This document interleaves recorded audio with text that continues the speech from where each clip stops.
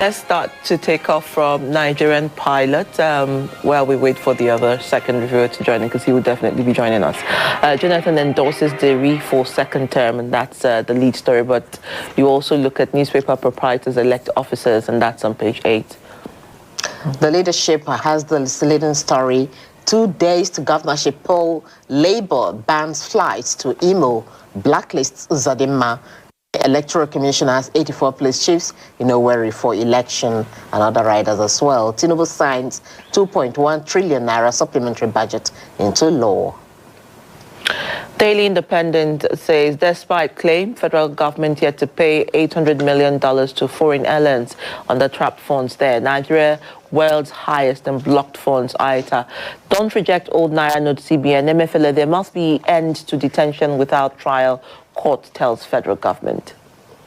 The Nigerian News Direct has the leading story, national security. Tinubu signs 2.17 trillion naira supplementary budget into law to strengthen infrastructure, defense, others.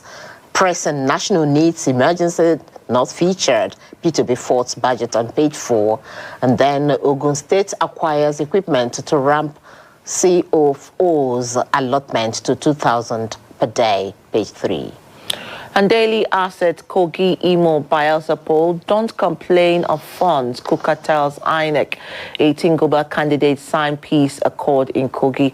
You also see investment in oil, gas falls 77% to $5 billion in 7 years. Bonny light price rises to $91.16 barrel in September. First news, Bayelsa, Kogi, Imo polls, Guba candidates sign peace accord, and then Saturday's poll as well. Ijon national leader Clark dissents on Silva, accuses APC Guba candidate of plotting to inflict violence on Bayelsans, destroy state, chronicles Silva's atrocities in open letter.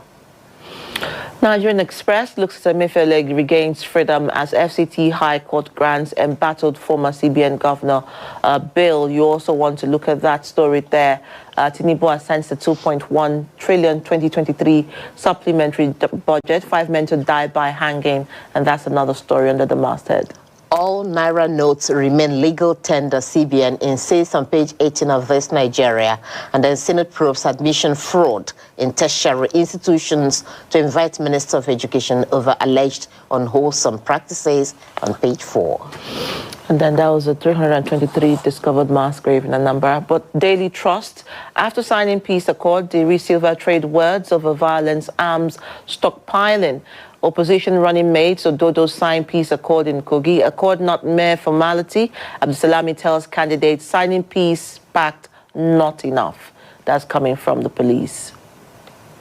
The New Telegraph, Kaduna, 121 kidnapped students ransomed for 250 million naira. Khan reveals and says students who escaped from kidnappers then didn't opt to remain with bandits. Then, a 2023 poll, how NWC caused PDP monumental failure. That's according to Buddy George on page 3. And The Guardian there is looking at inflation, forex, many tariffs compound Nigeria's trade woes. And that's what the picture story of a cargo airline there. That's on page 6. But Knox, as Tinubu signs 2.1 trillion supplementary budget. Off-cycle polls is also another story there from INEC on The Guardian. Okay, the blueprint now. Malagi pledges federal government's commitment to take off of UNESCO Institute in Nigeria. Abdusalami committee to parties and supporters. Bayelsa, Imo, Kogi off-cycle polls not do or die. Insists democracy better than dictatorship, identity politics, violence dominating political landscape. CDD speaks on page 6.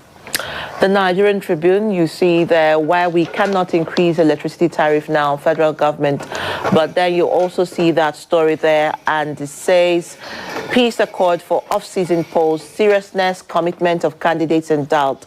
Expect them to obey rules or not accord, ensure free fair polls, commends INEC for adequate preparation. And NCDC deploys 22,600 personnel in Imo, Kogi, Bayelsa. Bank deposits soar on CBN loans and DOM accounts. 5 biggest lenders boost deposits to 53 trillion naira. And then you have that as the big story on the front page of Business Day. Future of $7 trillion electric vehicle market tied to Nigeria. Others, additional speaks. FDB partners develop $20 billion solar power project. Okay, this is the last paper we're looking at. And then look at that. A quality seed shortage hampers a push for export, I guess.